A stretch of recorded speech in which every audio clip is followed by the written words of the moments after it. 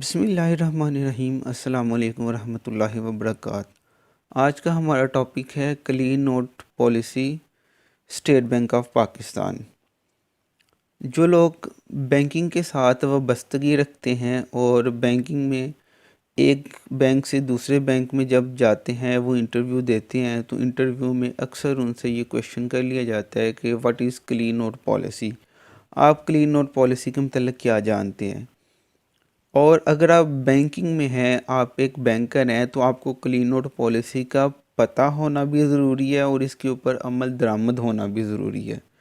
तो आइए देखते हैं कि क्लीन नोट पॉलिसी क्या है। What is clean note policy? According to SBP act 1956 section 54 sub section 2 clause Q, the unfit notes are the non-issuable, which means clean currency notes should be circulated in the market।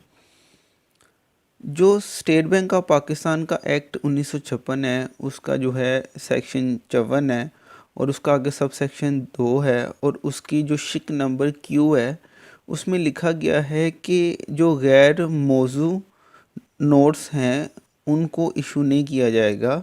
इसका मतलब ये है कि market के अंदर जो notes circulate होंगे वो साफ़ होने चाहिए। अब ये मार्केट है मिसाल के तौर पे, और ये बैंक है।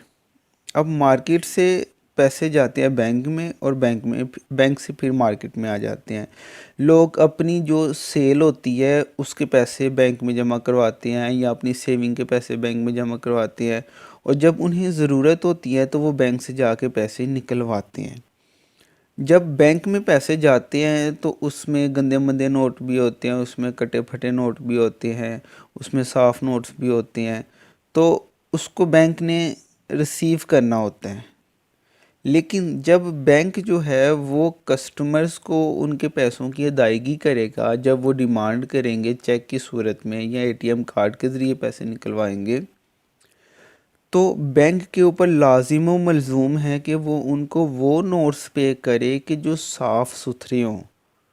ठीक है, साफ़ सुथरे नोट्स को अगर आप आम फहम ज़बान में समझना चाहें तो ऐसे नोट्स कि जो आप अपनी जेब में रखना पसंद करें या जिनको आप रिसीव करते हुए आपको जो है वो आपके माथे पे त्यूरी ना आए।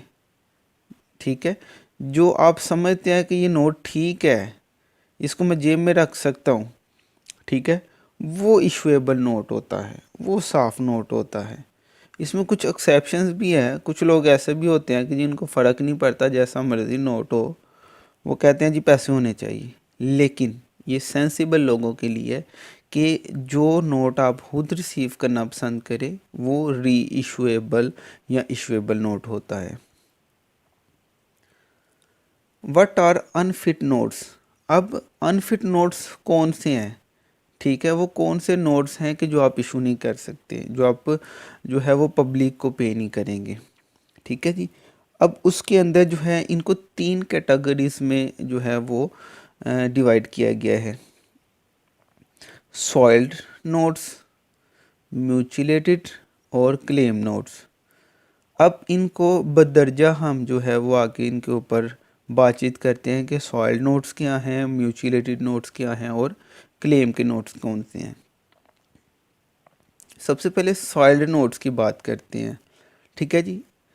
सॉइल्ड नोट कौन से नोट होते हैं? देखिए, जब कोई नोट कई हाथों से होता हुआ गुज़रता हुआ, ठीक है, चला जा रहा होता है, तो मौसमी तब्दीली की वजह से, नमी की वजह से, ठीक है, हाथों में जो है वो बार बार मुस्तकिल जो है वो इस्तेमाल की वजह से, या फिर आप कह सकते हैं कि बार बार एक हाथ से दूसरे हाथ, दूसरे से तीसरे हाथ में जाने की वजह से वो नोट जो ढीले हो पड़ जाते हैं, जो नरम पड़ जाते हैं, मैले कुचैले हो जाते हैं, ठीक है, ऐसे नोट्स को हम बुसीदा नोट्स कहते हैं या इंग्लिश में सॉइल्ड नोट्स कहते हैं।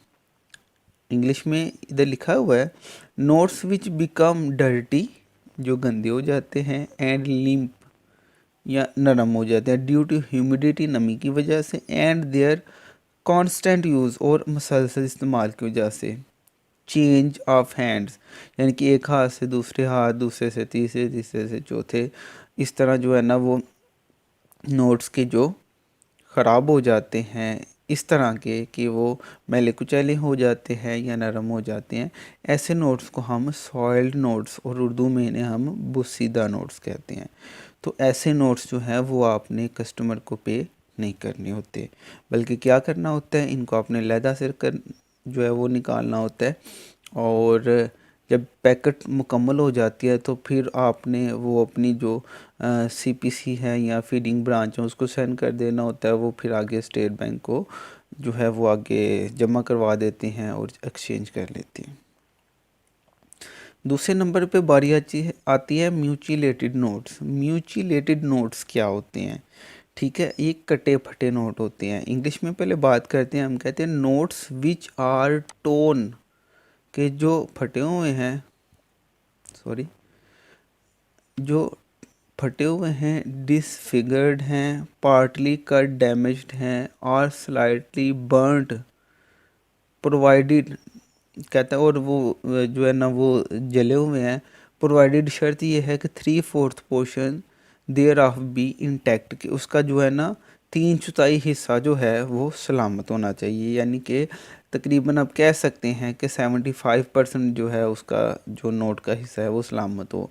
Notes divided in two pieces either horizontal और vertically but are in full. ठीक है, कहता है कि जो क्या कहते हैं दो हिस्सों में फट गए हों, चाहे वो अमूदी तौर पे हो या फिर वो ख़ती तौर पे हो। अमूद से मुराद ये है कि वो सीधे फटे हो या साइड की तरफ फटे हो। ठीक है, दो हिस्सों में होंगे तो वो म्यूचुलेटेड नोट कहलाएंगे। उर्दू में कुछ इसको देखते हैं हम। कटे फटे नोट से मुराद ऐसे नोट है जिसका एक हिस्सा गायब हो, बशर्ते कि इस नोट का पेश करदा हिस्सा निसफ से ज़्यादा नोट हो, यानी कि वो आधे से ज़्यादा अवेलेबल हो। ठीक है, अगर इस नोट का पेश करदा हिस्सा मुख्तलिफ जुड़े हुए हिस्सों में मुंसलिक है। बाज़ औक़ात ऐसे होता है कि जो है वो एक से ज़्यादा जो है ना, सॉरी, एक से ज़्यादा दफ़ा, दो से ज़्यादा दफ़ा जो है ना वो फटा होता है, साइडों से फटा होता है, तो उनको आपस में जोड़ा गया होता है टेप की मदद से। ठीक है, तो वो एक ही नोट के पीसेज होने चाहिए, ये नहीं कि कुछ हिस्सा उसी नोट का है और कुछ हिस्सा किसी और नोट का लगा हुआ है। ठीक है, ऐसे हिस्से का हर जुज़ू इस नोट के हिस्से की हैसियत से काबिल शिनाख्त हो। वो मैंने आपको बता दिया कि उसी नोट के वो हिस्से होने चाहिए, ये नहीं कि कुछ हिस्सा आपने किसी और नोट का लगा लिया तो आपने नोट बना के तो उसको प्रेजेंट कर दिया। ठीक है, तो इस तरह का नोट जो होता है वो म्यूचुलेटेड नोट्स होते हैं जो कटे फटे होते हैं, और मोर देन क्या कहते हैं 50% उनकी अवेलेबिलिटी होती है। तो ऐसे नोट्स भी आपने जो है वो पब्लिक को इशू नहीं करने होते, और इनको भी आपने लहदा से मैनेज करके तो अपनी जो है वो सीपीसी ब्रांच या फीडिंग ब्रांच को सेंड कर देना होता है। उसके बाद बारी आ जाती है क्लेम नोट्स की। बड़ी इंपॉर्टेंट चीज़ है ये। कहते हैं notes which are torn into more than 2 pieces, दो से ज़्यादा हिस्सों में जो है ना वो फटे हुए हैं, ऑयली, उन तेल लगा हुआ है, बर्नड जल गए हैं। ठीक है, और जो जले हुए हैं are more than half and require special examination. अगर तो वो नोट जला हुआ है, ठीक है, तो जो बच गया नोट वो आधे से ज़्यादा मौजूद हो, सही है, और उसको स्पेशल उसकी एग्ज़ामिनेशन या उसकी ख़ास मुआयने की ज़रूरत होती है जब उसको क्लेम किया जाता है। तो ये जो क्लेम का नोट है ये स्टेट बैंक को आपने जो है वो सरेंडर करना होता है। ठीक है, अगर आपका क्लेम जो है वो स्टेट बैंक एक्सेप्ट कर लेता है तो आपका नोट जो है वो चेंज कर देते हैं। Claim notes. अब क्लेम नोट्स के मतलब कुछ हदायत हैं कि जिनको आपने देखना होता है कि कौन कौन से नोट्स हैं जो क्लेम किए जा सकते हैं। एक पूरे नोट का निसफ से कम हिस्सा जो है वो काबिल कबूल नहीं है। जैली नोट काबिल कबूल नहीं है। नोट को जानबूझकर काटा हुआ और ख़राब किया हुआ हो। अगर किसी बंदे ने जानबूझ के उसको काटा है, यानी कि कोई ब्लेड का कट लगाया हुआ है या छुरी का कट लगाया हुआ है, पता चल जाता है कि ये साफ खुद काटा गया है। ठीक है।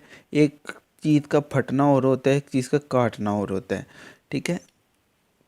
जिस नोट पर सियासी नोयत का कोई पैगाम लिखा गया हो, यानी कि आपने देखा होगा कि नोट्स के ऊपर बाज़ अवक़ात कुछ लोग जो है ना वो नारेबाजी लिख देते हैं। ठीक है।